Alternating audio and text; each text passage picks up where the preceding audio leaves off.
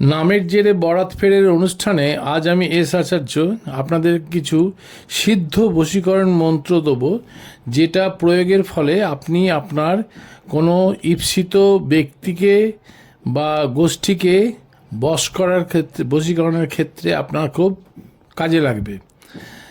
ঠিকভাবে ঠিক শুনে ঠিকভাবে প্রয়োগ করবেন, দেখবেন কাজ অবশ্যম্ভাবী হবেই হবে। অতএব 1 নম্বর আমি বলছি, যেমন ধরুন সব লোককে বশীকরণ করতে গেলে তার একটা প্রলেপ তৈরি করতে হবে, পেস্টিং করতে হবে। কিভাবে করবেন? শ্বেত দূর্বা কালো গরুর দুধে পেষণ করে ওং নম ভগবতে এই সিদ্ধ মন্ত্র দ্বারা 108 বার অভিমন্ত্রিত করে বুকে হৃদয়স্থলে প্রলেপ দিতে হবে, মানে বুকের ঠিক মাঝখানের জায়গাটাতে, তাতে সকলকে বশীভূত করা যায়।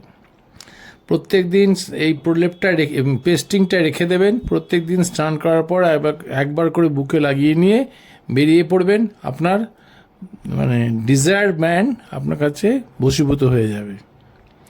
দ্বিতীয় বশীকরণটি হচ্ছে সর্ববশীকরণ গুটিকা। এই গুটিকাটিকে আপনাকে তৈরি করে নিতে হবে। গুটিকা একসঙ্গে কয়েকটা বানিয়ে নেবেন, বানিয়ে নেওয়ার পর রেখে দেবেন এবং সেগুলিকে একসাথে জড়ো করে ওং নম ভগবতে মন্ত্রটি 108 বার পাঠ করে অভিমন্ত্রিত করবেন এবং সেটা যাকে খাওয়াবেন সে বশীভূত হবে। তো গুটিকাটি তৈরি করার পদ্ধতি হচ্ছে ছাগলের দুধে বেলপাতা পেষণ করে গুটিকাটি তৈরি করতে হয়।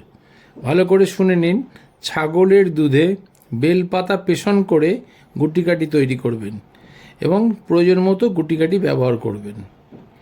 এটাতে অবশ্য বশীকরণ অবশ্যম্ভাবী।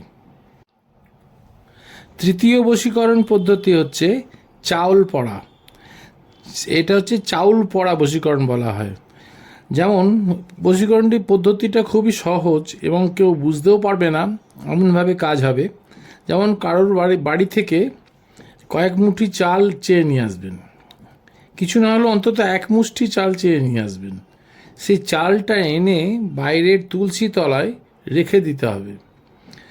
সকালবেলায় স্নান সেরে ওই চাল নিয়ে ওং নম ভগবতে মন্ত্র দ্বারা 108 বার অভিমন্ত্রিত করে নেবেন।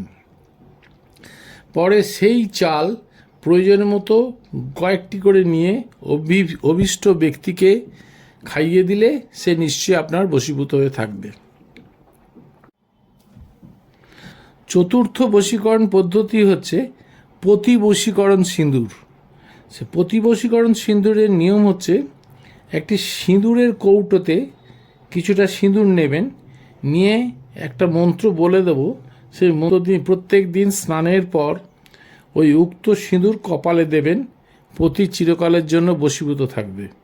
তো এইটার নিয়ম হচ্ছে, বৃহস্পতিবার পুজোর আসনে বসে একটি মন্ত্র পাঠ করতে হয়। মন্ত্রটি 10,000 বার পাঠ করতে হবে, তাহলে সিদ্ধ হয়ে যাবে।